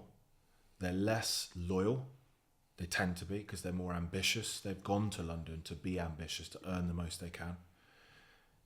You can remove that overhead. Now you can recruit from the whole of the UK. One of our senior chartered accountants lives in Italy. She's English, but she lives in Italy because her partner is doing a PhD project in Italy. But she is unbelievable. So the recruitment pool is so big, and the flexibility. Yeah. We've got 20 plus people in the Philippines. So we do have a team. But I imagine with you, if you put on an event, you can turn people on that come and help you, subcontractors, and then turn them off afterwards, and that works way better than having a payroll headcount that you've got to pay throughout the whole year. But even with the business, we've got 39, today we've got 39 networking groups. Wow. I've got 50 people involved in running the business. Yeah. None of them are employees, they're all partners. Okay. So by partner, what's your definition of that? So similar to a franchise, we have licensees. Okay. So we've got licensees and some volunteers that do some of the admin. For the localised area stuff? Yeah. So they each get an area? So loosely, we'll start a group based on, for me, Cheshire. Yeah. It's not. It's just an online networking. It's the time slot. So I run mine on a Monday from 5 till 6:30. Oh, okay. I call it Cheshire. Yeah. I had somebody there from Russia the other day. Yeah. Somebody based in Austria. Yeah. Across the UK. It's the time slot and the people that... Yeah, so it's just an additional group, basically. Did you say you're in Dubai? Yeah. You've got a group in Dubai? Yeah. Amazing. Yeah, it's just my cogs are turning because, it's somewhere that we have clients and we've toyed with how do we get into Dubai without physically moving there yet and having a physical office, but start to do business there and start to network out in Dubai and pick up clients. Because for those, they don't need tax filing necessarily, but they want to get an insight on their numbers. They want a virtual CFO service. But it's how do you get out there, which I'm sure you could tell me if I became a member of Dubai Circle Networks, and meet people. Yeah. Right. Anybody listening to this, I say to everyone, you don't need to meet new people. Okay. You and I were already connected on LinkedIn. Yeah, true. Before we spoke about the True. podcast. True. So everybody has got all the connections that they need for the next few clients. Probably, if you could find some people, and I talk about referral partners, collaboration partners, if you could find 5 people who deal with your ideal client and build a great relationship with them, and if they've got 100 clients and you've got 100 clients and you cross-fertilise, you don't need to meet any. So it's not volume. Your first bit of advice for people who are listening to this would be, go find 5 people that work with clients who are your ideal client, potentially doing different things. Yeah, so they either servicing them in different ways. They work with your client before or after you. Okay, got it. So not so doing for me, what it might do. be like a financial advisor or a networking group or an executive coach, or a lawyer, or an agency of some kind. People marketing agency. People who are trusted partners. Could be a health and safety company. You know, as stupid as that sounds, who does the health and safety company work with? Probably the senior directors in the business. Who have a physical location, if it's retail that you're in, for example. Yeah, that makes sense. So it doesn't have to be this, because we'll unpack this as we sort of try and bring things together. How do people get started? What's their advice? But that is easy. And actually, it's something that I've been told to do in the past. But like you said, where you were teaching people, and because it wasn't a continual subscription and being part of a community where you're getting reminded to do it, the accountability element, you just don't do it. Like, you go to Business Mastery with Tony Robbins and he'll say, okay, the groups that I've put you in, the facilitators have picked people based on the listing so that you can now take their numbers, create a WhatsApp group, go away and start networking. And this is what I want you to do. But do people do it? They do it for the first 2 or 3 months and then it just tails away. Because there's no one outside. Because people might say, well, I could just do this myself. But it just doesn't work. I can tell you. Because unless you're part of Circle Networks and you're paying a subscription and there's accountability, because one, you can see it going out of your bank account, which is the biggest thing. Like, things that we pay for, you value way more. We don't value free stuff. No. Or stuff that you have to like, who's organising that WhatsApp group? Who's making sure that people turn up to the calls? One of the people in the group. Like, it doesn't work really over the long term. From my experience, I'd imagine being part of something like you've created would create that accountability to keep it going in the long term. So I help people meet people. I help them learn how to build relationships with the right ones, and the activity, the habits that you need to have in place. I read, I'm one of those people, I've got the weekend, I'm going to do this over the weekend. And then I never get it done, and it used to frustrate the hell out of me. Christmas has always been one of those, I've got all this time off, I've got 2 weeks over Christmas, the weather's usually rubbish, I don't want to watch anything that's on TV, what am I going to do? So this Christmas, I said, I'm going to study Atomic Habits. Oh, I love that book. It had been on my to-do list for a long time, so I bought it. No, I didn't. We had a Secret Santa, so I put it on my list for Secret Santa. Someone, thank you, whoever you are, sent me Atomic Habits. So I sat down and read it over Christmas, and I made a decision this year. I decided that I was going to pass more referrals than ever before. What are the habits that I need to do that? So it was 1 a day. So I started tracking it. Meet people. I'm quite good at giving good introductions. So I don't just go, Simon, you should have a call with this person. I speak to you both beforehand, check that you're a good fit, explain why you should do that, then I put you together. And I've done that this year. January went by, no real change. A little bit of growth. February, got to the end of February, one of my friends, Elliot Kay, introduced me to someone that he said, would you be interested in buying this other network? I'm like, yeah. And that, it was only a small network, but that triggered huge growth in our business, and then we tripled. And that's from putting in place daily and weekly, almost checklist habits that you just tick off and do consistently. And then it just becomes a habit that you I love that. Do you know what? One of the biggest mistakes that I've made, and this will be a question for you, what are the biggest mistakes that people make regards networking and collaboration, and just generally in business, is I'll do something and I won't see results for a month, so I'll just move on to the next thing. I did that for like 12 years until I was on holiday with the family, and I came all the way back around to, I need to develop some JV, I'd call them in my notebook, partners that I keep in touch with, I regularly help, and they help me, and I need to do it consistently. have I done that in the past? I came up with that idea in a journal that I've got from when I started my business in 2011. If I'd have just done that every week for 10 years, and there are other things that I wish I'd just done consistently for 10 years, I believe my business would be 10 times the size. Like, I'm okay with where my business is, but the reality of it is a lot of us are already doing the right things. We just don't do them for long enough. You've read Chet Holmes' Ultimate Sales Machine. I love that book, yeah. And he trained Tony Robbins. Right. Yeah. So you're familiar with the Dream 100?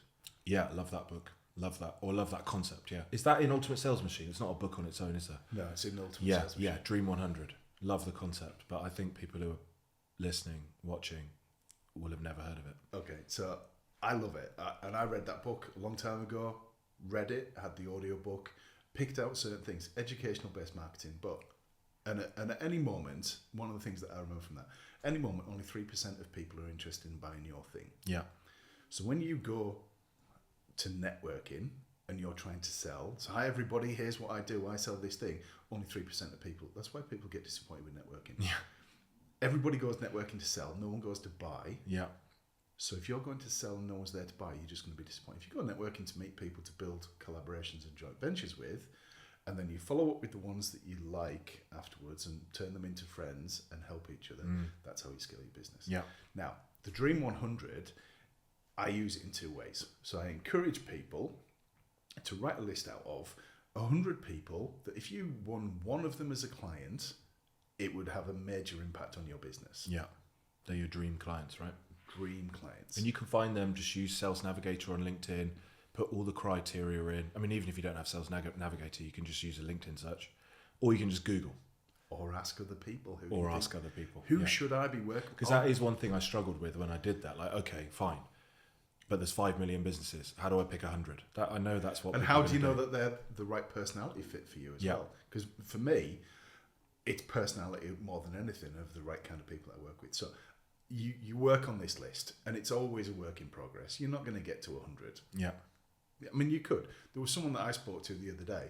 She was sitting one of my training courses, and she's involved in psychometric testing, profiling, and she's done a lot of work in housing associations. I said, this is dead easy.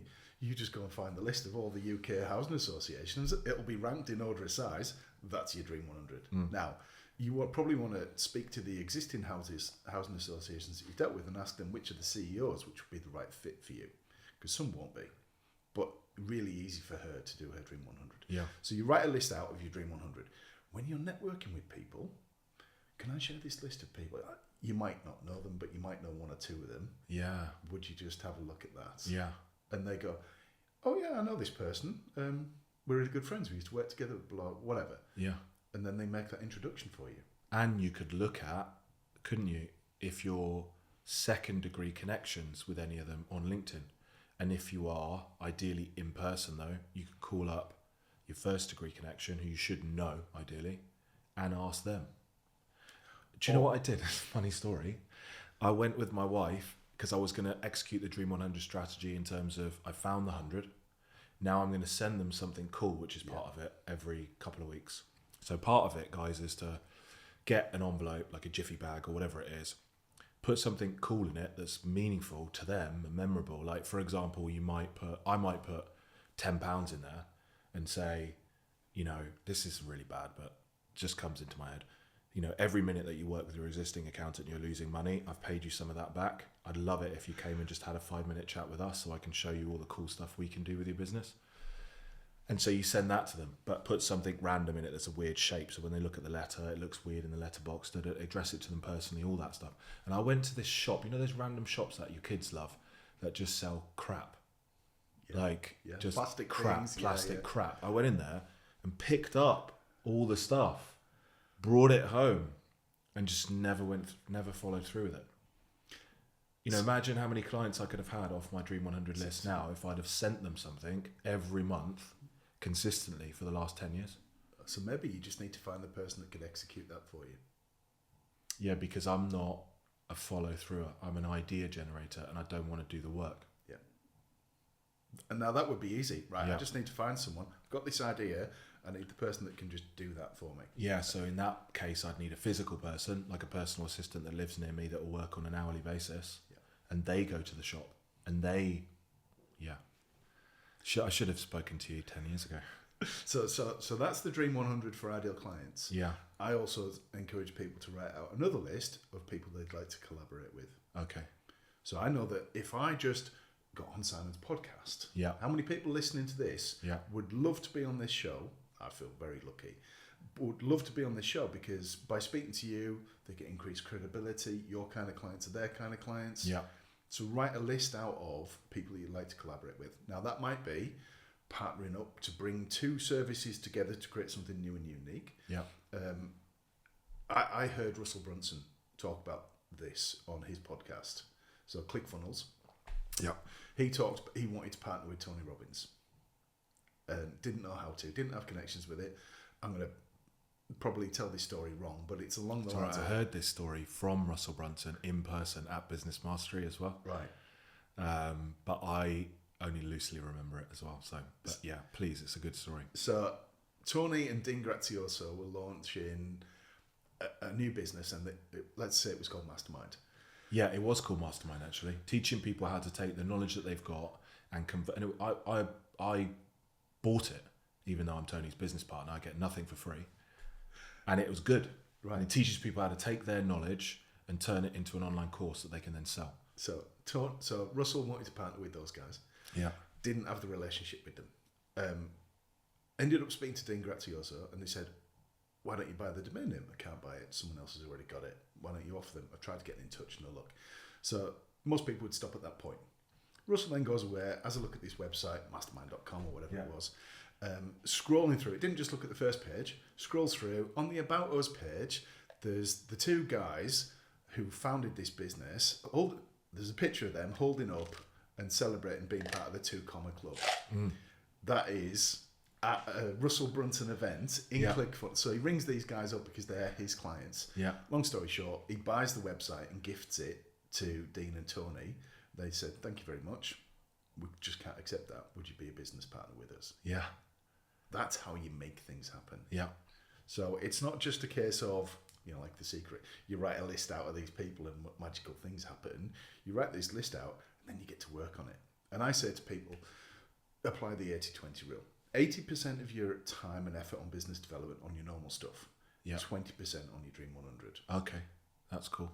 And then just make it happen. Because it takes time for the Dream 100, whereas the 80%, you might pick up clients that are smaller or maybe not that big game-changing client, but that conversion can be quicker. It's your regular work, but you win a big one once a month or once a year, and it has that transformative impact on your business. I think that's so useful for people.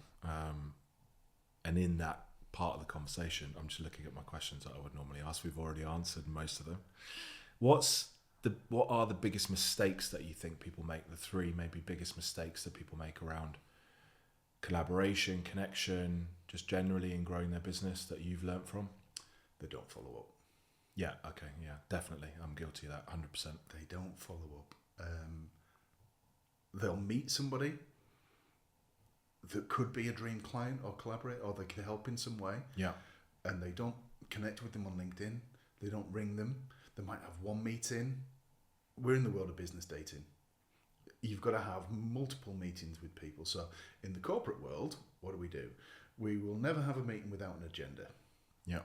We'll never finish a meeting without taking actions. Yeah. And setting the date for the next meeting. Yeah, bam fam. Book a meeting from a meeting. Yes. We do it in corporate all the time. Yeah. Like, we throw the rule book out when we start our own business. And even prospects that maybe you've engaged with and they said, okay, look, Circle Networks is not right for me right now for whatever reason. And then you just don't stay in touch with them. I've been so guilty of that as well. We've probably spoken to 1,000 people over time and we're quite expensive. So they might have said, look, I actually love what you do. It's just not the right time. Yeah, I mean, I physically can't afford it, or we find out that they can't afford it because we try and budget that people should be spending about 4% of their gross revenue on their finance team.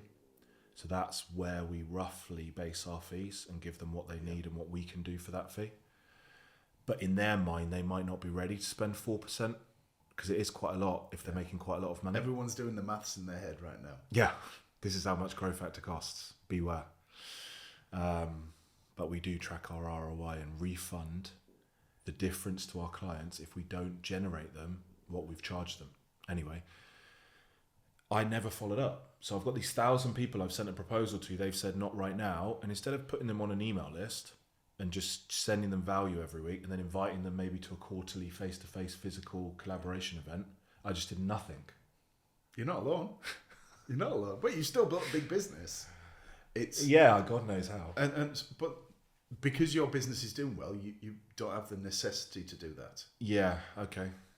Maybe. I don't know. I think... But it could have been bigger, is what you're saying. Yeah, and I'm not obsessed with the size. I think probably because we do great work, we get referrals. We've just organically grown by 20 or 30% every year for the last 13 years. But we could have... Like, one of the things I want to do is make money. And this is what I advise everyone should do with their business. 3 things. It should make money. It should give you freedom. You should be... Like, you choose to work 9 to 6 or 7 to 6 with breaks to walk the dogs. Yeah. But that's choice. If you wanted to stop now, I'm sure you've got enough subscription income that you could probably work a couple of hours a day just to get the bits done, and the business would just slowly grow. So I was very fortunate. We had a week away in South Wales with the kids and in-laws the other week, like week before last. The business carried on without me. Yeah. And you can take a full week, right? So you've got freedom, tick. You earn money, tick. Nice, clean car you've turned up in this morning, tick. Very well dressed, well presented. You've got money. Tick. Okay, from out external. I don't know how much money you've got in your bank account. No. You're a successful person. And then the last one, which is where you're going to get true happiness from, and true happiness and is true fulfillment. You have to be fulfilled by helping people, and that's impact. And if you can impact more people, you should be more fulfilled. You leave a legacy, right? It's going to be at some point, once you earn enough money to do everything you want to do, what is there after that? Legacy. I have a scrappy post-it note on my pinboard from when I sat my NLP training 6, 7 years ago, 5 years ago, whatever it was. It says help more people. Yeah. It's on my pinboard. It hasn't changed. Not make more money. Help more people. Yeah, 100%. I think that's a lot of time where people get things wrong. You're primarily driven by just making money. And at some point, there are loads of people on YouTube, I'm not going to name any names, that are making shitloads of money. But they're starting to get found out for the quality of the product or service that they're actually providing. So they're not able to do this in the long term. I've got clients that are doing far better than me. Yeah. Because it's easier to help somebody else than it is to help yourself sometimes. So I've got people that have doubled and tripled their business within a year or 2. Yeah. And True, I get more joy yeah. from that. Yeah. I say to people, most people, why does networking work? If someone rings you up that you know and like, yeah. and they ask you for help, yeah. you'll probably stop doing the paid work that you're doing at that moment to help them out for nothing. Yeah. It's just most people, they'll only do that when they don't have enough money to pay their bills. They're in that situation. Like I said to my kids actually, because they were asking me about money, because, you know, last year we lost 2 key people. We still grew as a business, but probably by 3-4%. We had a really tough year. We lost 2 key people. So we spent most of the time just making sure we recruited the right people to come back and trying to understand why we lost them. Unpacking all of that. It's been a way more difficult market for everyone. So it's more difficult to sell a really high priced service. Anyway, I put them on like a spending ban. Okay, you can't have this, you can't have that. They've never known this before. So they're starting to think, oh, are we in trouble? What's going on? They're asking about money. They're asking about things. I just said to them in the car, look, I never want you to worry about money. You know, if we had a really, really bad situation, I would literally sit on the phone. I've got 9,000 people in my phone book, and I'll phone them one by one saying, hey, look, I'll be honest with you. Here's the situation. I need your help. Who do you know that you can connect me with that's got a business that might need my services? If I make 100 phone calls, I actually explain to them, if I make 100 phone calls, 3 people will buy from me on the spot there and then. Probably 4 or 5 because I'm quite convincing. So I just need to make phone calls. I was like, look outside from the car. How many businesses do you see? Every second shop is a business. So just chill. Like, I've got you. If it ever happens, I've got you. But my thing is, I'm not in a difficult situation. I am financially free. So it's wrong and it's a mistake. I'm not following through. So I'll take that personally as well. What's the second biggest mistake you think people make? They just bury their head in the sands. Okay, in what way? So if you're in a tough spot, and I think there are more people working from home now than ever before. And I think that has changed. I always had an office because I felt like there was a stigma to being home-based. Yeah. That's changed now as a result of COVID. Big businesses can be home-based. You're the perfect example of that, people around the world. So the world has changed. The world's tiniest office, which I haven't shown you yet, but it's basically like a shoebox. Yeah. But it can be hard. When you're in a tough spot, most people don't let other people know. Yeah. They won't want to appear vulnerable. But if I have a conversation with you, so if I reach out to you, and when we ask for help, we expose ourselves. So if you're listening to this, when we put our hand out for help, our wrists are exposed. That's a sign of weakness, vulnerability. Yeah. So when we make ourselves vulnerable to somebody else, that gives you the opportunity to be the person that makes a difference. Yeah. So it's you give and I take. Yeah, you're asking it's not out of greed, it's out of maybe not even need, but just even if you didn't ask out of need, but you put your hands on, putting my hands out, and asked because you genuinely have something that you think could help my networking clients. Like you said, I would stop what I'm doing, I'd message my marketing team and I'd say, look, Jamie wants to reach out to our clients and our network. What can we do to make this happen? A social media post, plus an email, plus a video, plus this, plus that, go. But if you come with your hands down in that way, without being vulnerable at all, then I don't think you create that desire for me to help you. No. It's got to be a relationship, and most people will only come when they want something. Yeah. If the phone rings and it's someone we've not heard from a while, what do we think? What do they want? Yeah. Why are they calling me? Someone knocks at the door. Who's that? What do they want? Yeah. So we're not used to it. So I encourage people to get on the phone a lot, and there's a lot of resistance to this. Because I don't answer the phone if I don't know who it is. For some reason, I'm going to do your NLP training and the timeline stuff. If you can share the link with me, then I can put that in the show notes as well. Because I'd love to understand that. I just don't answer the phone. I'd rather them leave a message. Then I know who it is. Then I can decide if I want to speak to them or not. So have you seen on the latest iOS update, when someone starts leaving you a voicemail now on an iPhone, it starts transcribing it. So you can you can read it while someone's... So the old-fashioned answer phone that would be on the table in the hallway, and you could hear someone leaving a message and pick up the phone. You can do the same thing now. Oh, wow, I need to turn that on. I think I turned my voicemail off as well. Hate voicemail. Yeah. I don't want voicemails from anybody. No. But yeah, there's a lot of stuff that we do. So asking for help, we bury our head in the sands instead. So we will, I don't know, try posting on social media. We'll do all the stuff that we've always done that's never got us the results that we want. Yeah. Or probably do less because we're in a pickle. Yeah. Rather than thinking, okay, who do I know that could probably help me? I mean, I feel like I'd just recommend loads of books. There's a book by a guy called Dan Sullivan called Who Not How. Oh, Dan Sullivan is amazing. Yeah. I read his latest book, which is written by someone else with him. Yeah. Can't remember the name of the book. Ben Ben Hardy, the guy he partners with. Yeah, Ben Hardy wrote, and does the audio. I recommended that to a few people. We had this little WhatsApp book club going, a few creatives. Some people love it. Some people are like, this doesn't make any sense. It's literally just telling me to think bigger. But I just think they're not listening to it properly. So the premise of that is, if you set yourself a big want. Yeah. So I want to win. So if you get your dream 100. 10x is easier than 2x. 1x. 1x. Yeah, 2x. Yeah. Something like that. Yeah. It's easier to go 10 times bigger than 2 times bigger. So who, not how. So you've got this big goal. You don't have to do it all yourself. Who can help you to achieve it? And that's what I help people to do. If you follow Marvel or something like that, I read this somewhere.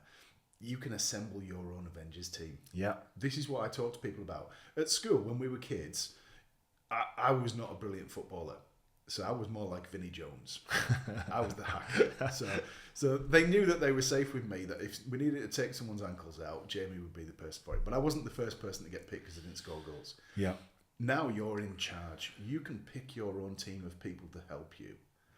It might be that you're on someone's list. Yeah. I could be on someone's list. But they're the ones that are picking. And they're lucky to be on that team. And you can build partnerships with them. Yeah. And when you do that and you pick the right people, some you will have to pay. Some will do it on a reciprocity basis. Yeah. Others just want to help you. Yeah. So it's being resourceful. Don't be stuck, guys. Think, who do I know? But also, what do I know? Like, for example, you've gone and invested in NLP training. That's made a massive difference to your life. Yeah. I went and did business mastery. I've invested in other online courses. But, the topic is collaboration. The first thing will always be, I've got, I think, 10 or 11,000 people first degree on LinkedIn now. Within there's someone that can help me do everything. And if I go with open hands, I'm done. I'm not stuck anymore. Yeah. Okay, third mistake that people make. What do you need to stop doing? Yeah. We just get, we talk about atomic habits. We just get, well, I've always done this. So I've always posted on social media. I've always posted on LinkedIn. People in LinkedIn pods. I'm going to be a little bit controversial now. I had a coaching client and she was in 2 LinkedIn pods. She would spend 2 hours at the start of every single day commenting on everybody else's posts. Oh my days. And I said to her, how many clients have you had from this? Well, none, but my reach is huge. And I was like, you're wasting your time. Yeah. So what is it that you're doing that's not working for you that you need to stop? And so the one way you can find that out is, just to add to that point, which I totally agree with, but to add a little caveat, don't stop doing something because you're not seeing results, because that is going back to the point of not following through. Yeah. Think about whether that just needs to be done for longer and you've tested it over a long enough period. But also, what I always talk about with my clients is, business is like an open loop. You test a strategy, but you have to put some measurement metrics in place. Like Peter Drucker talks about, what gets measured gets managed. What doesn't get measured does not get managed, and you have no idea whether it's working or not. So, for example, the comments, you set that up and you set up some KPIs, key performance indicators, to track, what are you actually looking for off the back of that? Well, you're looking for leads, aren't you? Yeah. So of those comments, how many conversations did that lead to? And this could be a simple Google sheet. How many conversations led to phone calls? How many phone calls led to either collaborations or leads? And if at the end of that, you've done it for, and you give yourself a long enough period of time that maybe you agree with someone that's either advising you to do it or someone else externally, 3 months, whatever it is, there's no results, then you stop it. Yeah. And you start something else. I'll give you an example of that. So my LinkedIn had stopped working for me. My reach was going down, yeah. Engagement was dropping, people commenting, just wasn't doing the right thing.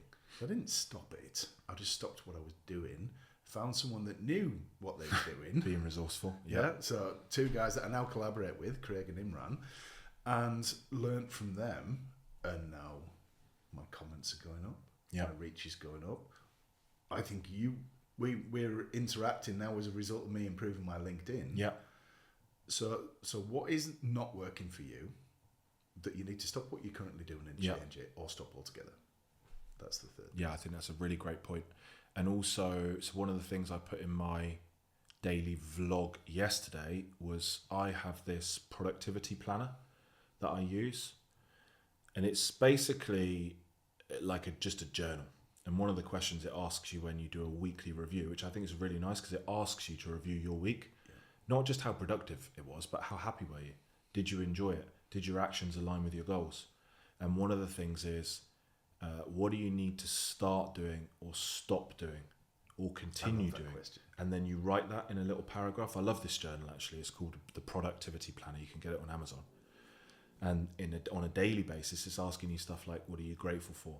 Which puts you in a certain mindset. So slight sort of topic change, but is there anything that you do to make sure that you're optimizing your performance at work, and also thinking about longevity? We spoke about 75, but actually I've got a memory of seeing Sir Richard Attenborough. I know there's David and Richard, so I'm not sure which one it is, but one of them went to the tennis. We were lucky enough to get tickets in the ballot for Wimbledon. I think he's 100. He walked out on his own, sat down on his own, stood up, took a bow, and everyone literally in the audience clapped him. He's still making documentaries, doing all that stuff. He's not stopped going on adventure holidays. So are you doing anything other than walking the dogs, I guess, which we spoke about, which that's probably the number one thing that you can do for your health is walk, to optimize your sort of longevity, life and health span, and increase your performance at work, like your focus, your drive, your flow. I'm not doing enough, and I recognise that. Now, my plan is to live to be 127. Okay. So I was born in 1973. Yeah. I want to live into the next century. So my sights are set on 127. Yeah. I'm 51 in a couple of months' time. So I spoke to somebody a few months ago, and I got that from who were just talking about, who not how author, Dan Sullivan. Yeah, Dan In a Sullivan. podcast he talked about, he wants to be 146. Yeah. Well, so mine feels a lot easier than his, but it's a mindset, and he's I think in his mid 70s now. Yeah. And if he was still hanging around with most of the people his age, they're all preparing to die. Yeah, if your mindset is people die at 80, you will start to decline, right? Yes. So that's the first thing you're doing. You've changed your mindset around actually how long you can live. Yep. I don't see myself retiring. Yeah. I love what I do. It doesn't feel like work.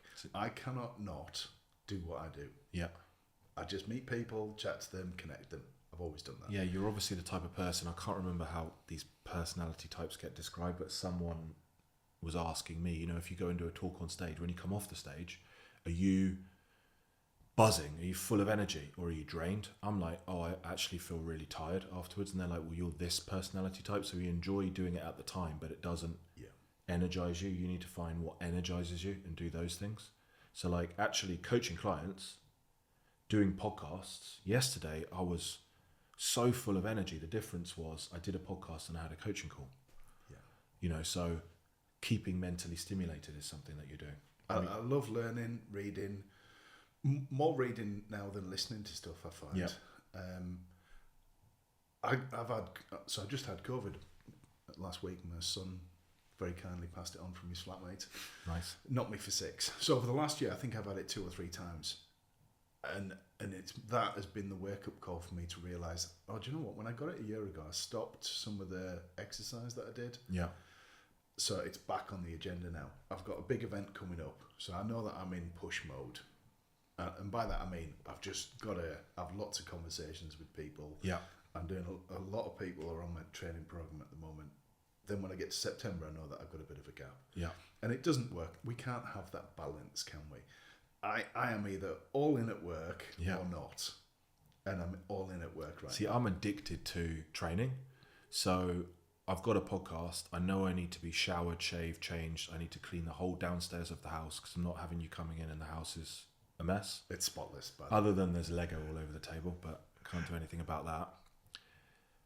And I want to work out. So I'll get up at 5 o'clock in the morning and I'll work out, even if, like, for whatever reason in my head, from my childhood, whatever it might be, like I was overweight as a child and I got bullied a little bit. So that's probably gone in there. And now, literally, rightly or wrongly, everything comes after training. Because if I don't train, I'm not the person I want to be with the kids and the family and all of that stuff. So I'll go in the morning and I'll do that. So I think it's maybe an obsession, and I can't say to you, you should go at 5 o'clock in the morning, because unless it's an obsession, you're an addict, you won't do it. There's a couple of things for the COVID and the building up your immunity that I can show you after, that I've got in the fridge. You can get liposomal glutathione, which is a really powerful antioxidant. You just take a teaspoon a day. Yeah. Not bad for you at all. Supercharges your immunity. And you can get liposomal basically means liquid. Curcumin, which is like turmeric, but better. That's expensive. It's like 80 quid a month, but it really stops you getting sick. And have you heard of Peter Attia? Anything by Peter. So buy the book. I think it's called Outlive by Peter Attia. And just do what he says. Okay. So he talks about living into 150, but having health span and lifespan. So you don't want to be 100, but you can't get he has these markers of what he wants to be able to do with his great grandkids. Yeah. Pick up a ball, play football, do all these different things. And so he's set up this book to basically tell you, if you follow this, you will live as long as you can, but you'll also have health span. I watched Blue Zones. Oh yeah, I love that documentary on Netflix. Yeah. Actually, super interesting. Yeah, and part of that is around just how you live your life on a daily basis. And a lot of these people, they cook from scratch. Yeah, They live somewhere that's probably hilly, yeah, or they're physically active in some way, and they're doing less sitting down and more activity. yeah, And I think it's just tipping the scales in a certain way. I'm conscious that I spend most of my time in front of people sat down. yeah.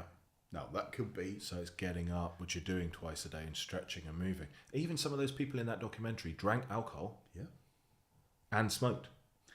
Now, I don't smoke, so that goes... But they wouldn't be smoking on a daily basis. It'd be a communal thing that they might do once a week or once every 2 weeks or whatever it is. The bit... I mean, we all take the bits that we love and ignore the bits that we don't like, don't we? The bit that I loved was how community was so important to them. Yeah, And that's part... And I think as you naturally get older, our circles get smaller. yeah, Mine is growing. yeah, In different communities, different things that I'm doing. I spend all day speaking to people. yeah, A variety of different kind of conversations. And I love it. Even when I'm out walking the dogs, you've got a dog. What do? You speak to dog owners. When I first moved, so I grew up in a very conversational community up in the lakes. yeah, Everybody would speak to anybody, whether you knew them or not. You'd say good morning. I moved to Cheshire, and I walked down the street and say hello to somebody, and they would just look at me. yeah. They like think it was you're all- weird. It's not the done thing. Yeah, and then after living there for 13 years, I then got 2 dogs. All of a sudden, there's a secret community of friendly people, but you need a dog to be in that. Yeah. It was a game changer. It for me is getting a just the simple things, isn't it? There's a book, Happy Something by Dr. Rangan Chatterjee. And one of the strategies that he gives his patients who come to him with depression or they're overweight or they've got ill health is to go for a walk and smile at people that they see coming the other way. He goes, I'm not giving you any medicine until you do that for a week. Yeah. It's unbelievable. Yeah. Okay. You know, you've spoken a little bit about this, but we know that the reality of a business when you want to grow, it's not a license to print money if you're reinvesting in the growth of the business. So I imagine you are constantly reinvesting in systems, processes, and your own learning to deliver a better outcome and people. Okay. So talk to me about what you're kind of doing there. So as we're growing the partners that we've got in the business, the licensees, one of the things I realised was it was relying on me to onboard and support them and train them, Yeah. as well as doing everything else. So I brought somebody on. And weirdly, I just found some journal from 2 years ago that said, bring Gillian in as part of the team. Okay. Yeah. It was funny how we forget stuff, isn't Yeah, it? So yeah. I'd only written in 2 pages of this notebook and found it the other day. And then 2 months ago, Gillian joined as part of the team part-time. So you do need certain people that you bring in as staff, as team. They're all self-employed people that I Okay, work with. fine. Yeah. So and they're I'm not not- sitting in an office somewhere. So Yeah, it's not I'm- like you're doing everything on your own. Oh, no. You've got a team of Avengers They're that just work not with you. employees. Yeah, they're just not PAYE, sat in an office Yeah. with a big overhead. They're doing work as and when you need them and can scale up or down with you. And you form part of that for your clients. Yeah. They don't recruit an accountant. No, for sure. They bring you on board for that specific skill set that you've got. Yeah. You know, Liam Nilsson, I've got a very particular set of skills and you're very good at it. Yeah. And they pay you and you offer huge value in return. Yeah. So I find people like that. I've got somebody else that helps with our marketing and some of our social media, Yeah. branding, all sorts of different things. So And then they can be results driven, right? Rather than you're on the payroll, here's your role profile, go and work. But they know they've got 3 months notice and they've got an HR department and they've got this and they've got that. I just think it's so much better what you're doing, because if they're not delivering on the results and the agreed KPIs that you've set for them, first of all, you would help them, Yeah. give them the best chance of doing that. But if they still can't do it and it is a results role, then you have to move them on and find someone else. One of the biggest challenges for people is letting people go with employees. I've had to do it in the past. One of the hardest things that I ever had to do when we bought Clean Easy, we made everyone redundant. They had the option to relocate, so we bought it in Bristol. It went into administration, so we rescued everybody. It was a roller coaster. Oh my God, it's gone bust. We bought it, we've got a job. Then a few months later, we announced we were relocating it. Now, fortunately, everybody got jobs down there. 4 people relocated. Right, yeah. So, but it was the worst thing I had to do was to tell people that they lost the jobs. And it's never a good time. It's never a good time. So I don't want to repeat that. And that's probably part of my story, that I've never liked having to let people go. So I just don't put myself in that situation. Has that been one of your biggest struggles, or what? I'm not that ruthless kind of person that can hire and fire. Yeah. I'm really invested in people, and generally the more that you know about somebody, if someone's underperforming, there's probably something going on in their personal lives. So you're just going to add to their woes by letting them go on top of a divorce. Yeah, I totally get that. Like with the people that left last year, I think if we had spent more time with them and had a better understanding, like for one of them, for example, you know, what happened to them and their personal circumstances were out of our control. And even if we knew about it, we couldn't change it, and they weren't in a position to want to continue working for anyone during a period of time. And that's just one of those things. But if you've got a better understanding of it and you're more closely connected to your team, whether they're payrolled in an office or they're what I would say fractional, as and when you need them, you know what's going on, don't you? And you can support them in the best way. What's been one of the biggest struggles that you've had in running Circle Networks? The overwhelm. Yeah, for you to do everything. Yeah. So And how have you dealt with that? I wrote in my journal, interestingly, 2 days ago when I got back from Ibiza, my head is a mess. I'm in a jumble. I need to journal to unpack all of my stuff and just get it into a simple plan. So when I talked about burying your head in the sand, most people just keep stuff in their heads. And that saying, a problem shared is a problem halved, rings true. I'm very fortunate that when I started in work, I was employed. Yeah. My wife at the time understood that. Then I moved into self-employed and she didn't understand that. We drifted apart during that time. One of the things I did when we had that breakdown, we just drifted apart, we're still friends. Yeah. But I sat and... have you ever read The Compound Effect by Darren Hardy? No, but I've seen it actually. So I recommend it. Either in the book or I was fortunate enough to do his mastermind, and he shared with me how, and I think it's in the book, how when he was looking for his dream partner, that he wrote out a vision for his partner, what he wanted in that kind of person. For me, I wanted someone that was by my side running the business, and I think that's one of the struggles for entrepreneurs, that their partner doesn't fully support them and that they don't have a support network around them. Yeah. And I think when you're, me as the MD of a big business, the challenge is it's a very lonely place at the top. And you're part of a mastermind, so you're dealing with people who are in the same situation in the same industry. Yeah. You can share that with people and they understand it and get you. For most business owners, you go from in a job with friends and family who are also in a job to start a business, and we all know it. Why are you doing that? Why would you give up the security? That's not going to work. Yeah. And then it takes years before you then realise, I need to network and build a network and be around supportive people.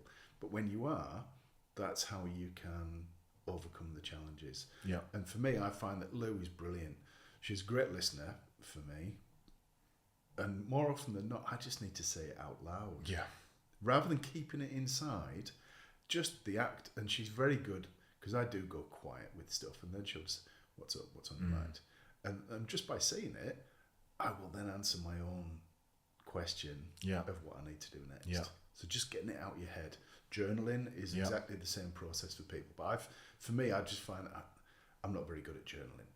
I'm very good at talking. Yeah. So have the right it's people. whatever works. Like for me, my wife's supportive. If I want to talk, she'll listen. But I tend to have a business partner who was with us for a long time, came on board as an accountant, grew right up to be an equity partner. And so he will know that, you know, but he's always ready to take a call from me. I'll share my big ideas with him. I'll also share my frustrations with him. And then after the call, I feel fine because you've taken it off your shoulders. But yeah, don't feel like you're alone if you feel like that, guys, because everyone feels like that. At the start, it might be okay, first few months, but even when you're running a business that's doing 5 mil, 10 mil, you'll still feel like that. Even if you've got heads of department and people doing different things for you, there's so much going on at all times. And we've got to change and evolve during that. So and you see this with a lot of big successful businesses. The founders don't end up being the people that run it. No. It goes through various different stages. So you've got to be smart enough to learn to bring other people in to help you with certain things. Yeah. You can't do it. And I realise that. Of course, I think I'm amazing at some. I know what I'm not good at. Yeah. Detail, follow through, organisation, admin. Sounds just like me.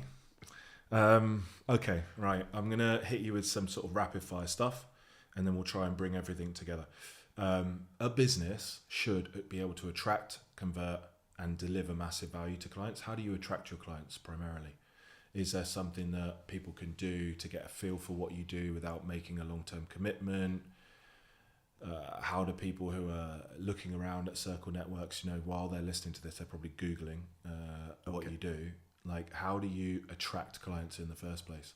So if I ran a restaurant, I would invite people in to come and try the food. Yeah. I don't. What I do, unfortunately, I'd be twice the size. What I do, we offer a 2-week free trial. No credit card details required, completely free. Okay. The best way to experience us, come and try it. So it's a 2-week trial. Yeah. We've got 20 networking events online a week. Wow. So over that 2 you can week, find one that works for you. There is no good or bad event that we run. Yeah. Come along and try one, meet some people, and you'll get to experience what our community is like. Yeah. Our format is very conversational, as in we're in small breakout rooms with a few people. Now, we're slightly different. Most networking events you go to, you feel like you've got to prep to do your pitch, and that might be 60 seconds or longer.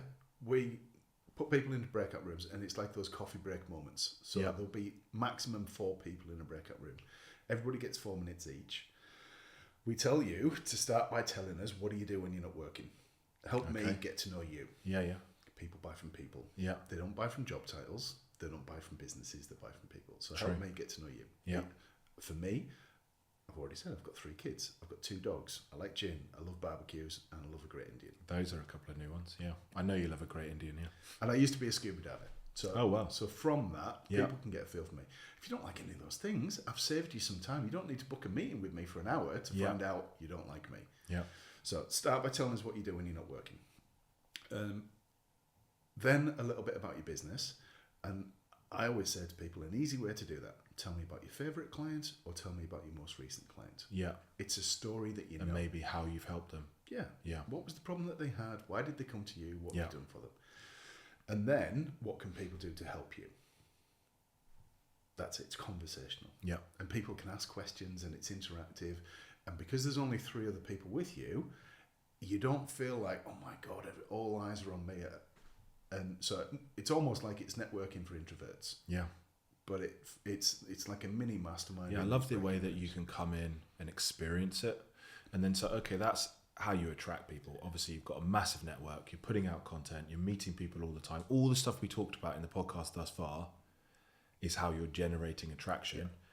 People join and do the 2-week trial. How do you convert them into a subscribing, paying client? I put a lot of effort into our system. Yeah. So when people register, it starts their 2-week trial from the date of the first event. They can't book for any more events after those 14 days on the system because it stops them. So it just says, you're not a member, click here to join. Yeah. And our membership's £60 a month on a rolling basis. Okay, so for a business owner that has a business that's genuinely a business, it's something that they could find by, number one, which in my experience business owners never do, go back through all your overheads, have a look at all the subscriptions you've already got that you're not using, and it will be probably 3, 4, 5, 10 times the size of the subscription to Circle Networks. Yeah. I guarantee you guys, if you haven't done it before, there'll be multiple softwares that you're paying for that you've not used for months, if not years. Either in your business or personally. 100%, yeah. I have a process where, and if you want the process, just drop cost into the comments. We review all the business accounts and categorize the costs, and the personal accounts and categorize the costs into 4 buckets. And then from those buckets, you've got a significant, we try and ask clients to do it quarterly, a significant saving. Yeah. Almost every quarter there's something else that pops up. Yeah. It's just amazing. Okay, so that's conversion. Basically, they love it. If it's right for them, they want to continue. They can't get access, so they click through. Yeah, and we give full access to everything. And then the people that don't click through, do you stay in touch with them? Yeah. If I've met them personally, yeah, I'll stay in touch. I'm connected with them on social media. I'll drop people messages. I engage with their content. I'll still pass introductions to people. Some networks won't pass you an introduction if you're not a member. If I can help somebody, I just do it. Yeah. So, and then do they get tagged in a CRM or anything to say, okay, they've done the 2-week trial, they haven't joined, so let me put them on a weekly newsletter or something just to stay in touch with them. So I was that person that didn't want a CRM. Yeah, you need a CRM. I didn't want one, and then weirdly I've got a CRM now, and people go on our email list, and it's really easy to unsubscribe. So we're not forcing people. And then when they're ready, people join. Yeah, the time's just not right. So you've got to particularly take it right now.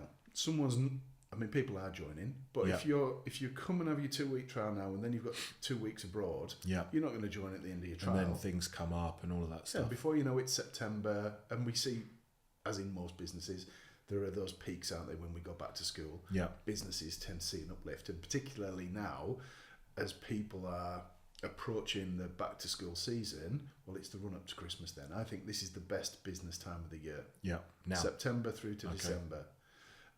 Don't get me wrong. I think that the school holidays and December can be just as good as any other time of year. Yeah. But everyone is in work mode in September. Yeah, trying to get as much done before Christmas, right? Yeah. Just out of interest, for my own interest, you don't even have to go into a lot of detail for it though. When people get the emails off the back of the CRM because they didn't buy, are you answering the most commonly asked questions, which are their reservations to join? Or are you just giving them educational emails each week about the power of collaboration? It's a mixture. Okay. So some of them are... That's fine. That's good. It's a mixture. Because we could do a whole episode on CRM and email marketing. And I'm no expert on that. I've got someone that helps me with that. Okay, perfect. Which confirms your other point. Just real short, sharp. What have been your 3 keys to success? Do you think for you individually? Why are you successful? Work smarter. Yeah, work smarter. 1. Automate things as much as I can. Number 2. Build great relationships. Perfect. We've already done this. Where would you advise someone to get started? Which is the 5 people. Go from there. Build your network. Like you said, we've all got a phone book on our phone. We don't have little black books anymore. Go through that. Yeah. Ring someone that you've not spoken to for a while and reconnect with them. And go and join the 2-week trial, because there's no reason really, which I love about that. It's like we offer a free financial and tax diagnostic review call. It's a bit of a mouthful, but basically people send us their financials and their tax returns ahead of the call. It's all confidential. I review the tax returns, I review the financials, and then in a 30-minute call, I tell them all the areas they're overpaying tax. I've only ever done 1 review in the last 13 years where I couldn't find overpaid tax. And I run through their financials. I did this for a CFO client yesterday, found 50k that they'd left on the table. It's actually a Canadian client that are an e-commerce business. So there'll always be value. There's no sales pitch. It's just about me showing what I can do. So when they're ready, they'll come back to us. But people don't book the call because they think there has to be some ulterior motive here. It has to be just a sales pitch. It has to be just a waste of my time. Yeah. I have to do a better job, I think, probably, of explaining why we do the calls. we try to explain it on the website. We do the calls because if I can show enough value and plant enough seeds, people will come back in the long run. And I like helping people anyway, whether you become a client or not. But I just think people don't believe you. Maybe ask the people who do it to record a little video. Yeah, testimonial, social proof. And then maybe I love what you said at the start before we turned all the cameras on. You know, where you've got someone who comes through that's interested in working with you or working with Circle Networks. You have a process where they can watch a couple of reel style videos of you actually talking to them, rather than what I'm doing is sending them to a Calendly and they're just reading words on a page. Yeah, I'll do that. Is there anything that you would have done differently between 2019 and now with Circle? Yeah, set bigger goals. Set bigger goals. Okay, perfect. So read 10x is easier than 2x and set bigger goals. I love it. Is there anything that we haven't covered that you wanted to talk about? Like, firstly, thank you for coming on. I didn't really know where today would go, because sometimes you do have people that run networking events and operate networking, and they can be, I mean, I knew this from the first call, but we only spent 15 minutes on the phone, could be quite dry and less interesting to talk to. You're so interesting. I could literally have you on every season and talk about different things. We could do one on NLP, we could do one on what you've learned from all your partners, one on how you structure your business without having people on PAYE, which people will be so interested in, one on how you've moved from the UK and how you've even thought about opening up in Dubai or other locations. Like, there's so much cool stuff. I personally have got a ton of value from it, loads of actionable steps that I'm going to take away. So I know that people watching or listening will have as well. But is there anything that you wanted to talk about that we haven't covered? No, I think it's really easy to attend courses, watch videos, listen to podcasts, and do nothing. Yeah. So take one thing from this and do it now. Go and take action now. How can people find out more? Where's the best place for them to go to that's easy for them to LinkedIn to get more information? LinkedIn is my go-to thing. Okay. It's me that does all my personal LinkedIn. So Yeah. you search for Jamie Stewart Circle Networks, connect with me. I accept all connection requests. Awesome. And drop me a DM. Brilliant. Thanks, Jamie. Pleasure to have you on, mate. I've loved it. Awesome. Thanks, guys. And we'll see you in the next episode.